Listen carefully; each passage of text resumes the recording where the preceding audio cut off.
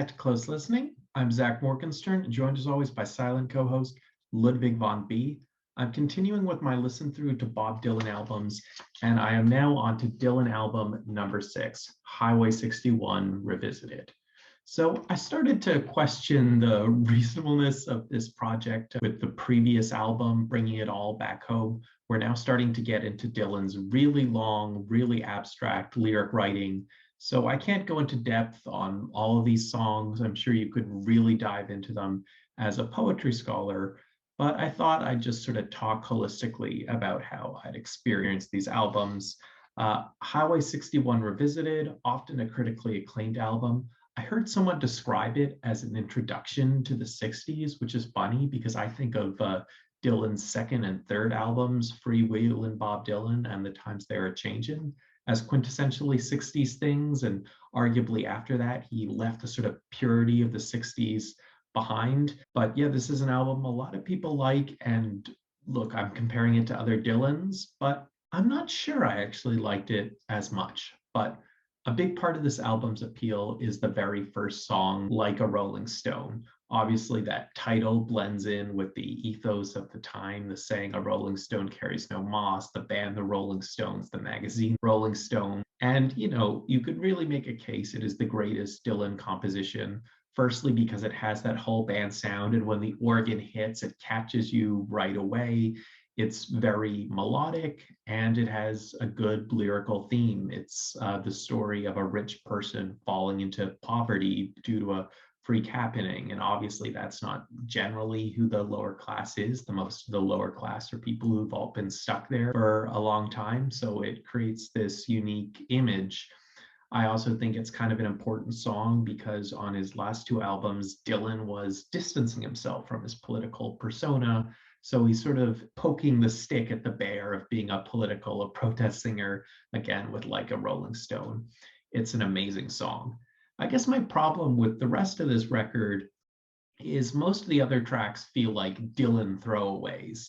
And the thing is, a throwaway track for Bob Dylan, it's like a masterpiece for everyone else because they're very lyrical, very complex, you know, lyric-wise songs. It just feels like they're not melodic, they're not beautiful to listen to, not beautiful to sing along to in the way that Like a Rolling Stone is. Pretty much every other track on this album feels like a version of Dylan talk singing and just slightly changing up the sound below it, slightly changing up what organ sound is playing along with his guitar and piano.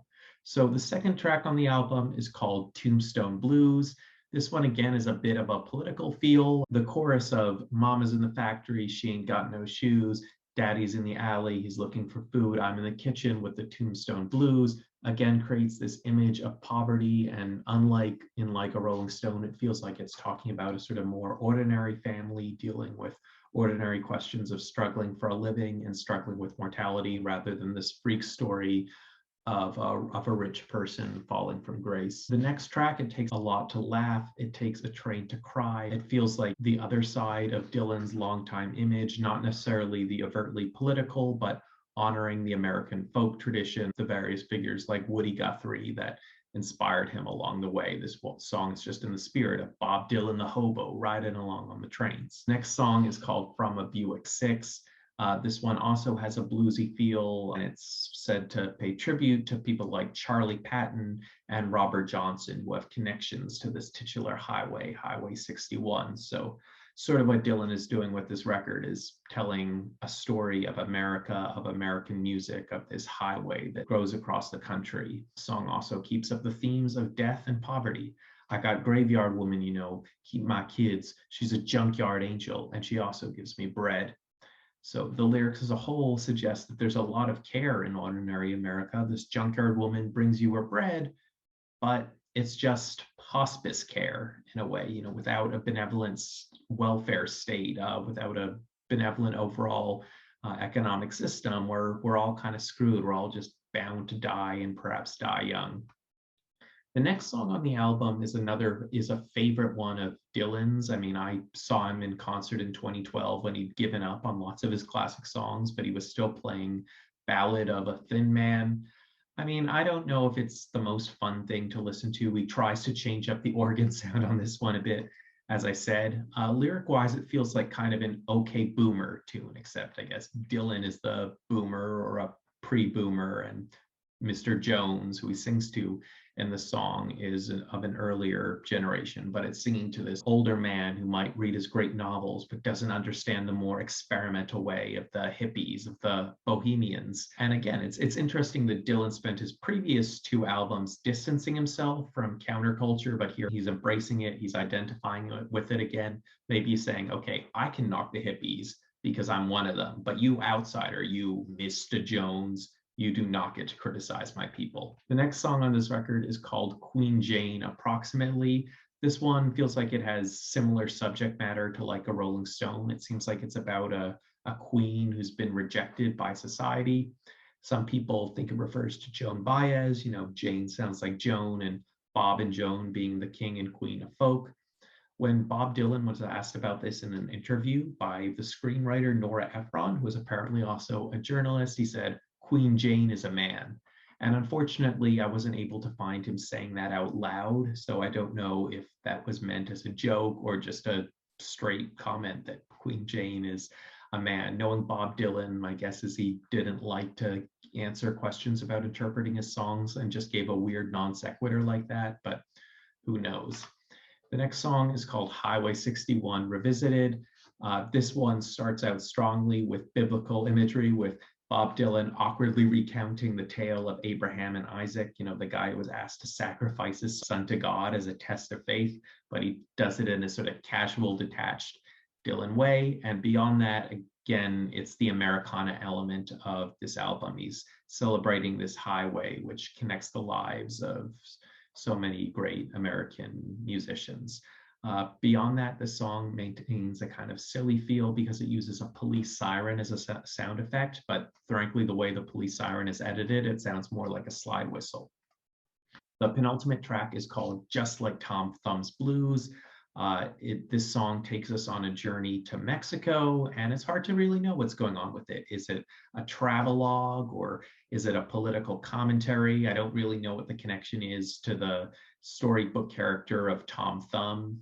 Looking at it briefly, apparently it's connected to an imagery used in a Rimbaud poem. But yeah, there's reference to housing projects, so reference to the perils of fame. So could be Dylan being political or Dylan just pretending to be political, like it felt like he did a lot of time. And it could also be Bob Dylan starting to get tired of his long, rambly poetry writing, folksy poet kind of shtick. I mean, probably not, because he would write plenty more of those songs. But the way that the last line of the last verse almost makes me think that he says, I'll go back to New York, as if he's done pretending to be all American Bob Dylan and just wants to be a New York hippie again. And then finally, the album ends with a song called Desolation Row. This one has, again, a very similar rhythm to the sort of rambly, talk-singy songs we've heard so far, but it is a bit more beautiful. I would say it's my second favorite song on the album after Like a Rolling Stone, just because he changes the sound up a bit more. It's all acoustic guitars here. It's not just him talking over organs. Like, he tries to make his singing sound beautiful, and the backing music sounds beautiful, which is something because the song is very dark. It ends the album with images of death and cynicism. So it's the song set in a world where Cinderella never becomes a princess. She just stays and sweeps her broom. Ophelia, presumably from Hamlet and all its tragedy, is also there. And then the song ends with a sort of statement of grandiosity. Yes, I've received your letter yesterday about the time the doorknob broke. When you asked me how I was doing, was that some kind of joke? As if Bob Dylan is saying, yeah, all these serious stuff is happening in the world and I've got to write about it. So don't mess with me with your silly little doorknob stuff. So with this record, a lot of great poetry. I'm not sure it's as good to listen to as a record as the early stuff where you had lots of different sounding songs. It has the advantage of a big band, but maybe the best compromise is the previous album, Bringing It All Back Home, where you have various melodic songs, like Mr. Tambourine Man and Love Minus Zero No Limit, while also having this very lyrical Dylan and a big band sound. I don't know, good album. It's hard to imagine a bad album from Bob Dylan, but I'd be curious to hear from the people who like this one in particular, and whether there's a reason they like it particular beyond that amazing first track of like a Rolling Stone, like there's just like Tombstone Blues or Highway 61 or Ballad of a Thin Man or Queen Jane approximately mean a lot to you, and why? Which one of the lyrics in those kind of songs stands out? Let me know in the comments below. I'm Zach Morgenstern. This is Ludwig von B. See you next time.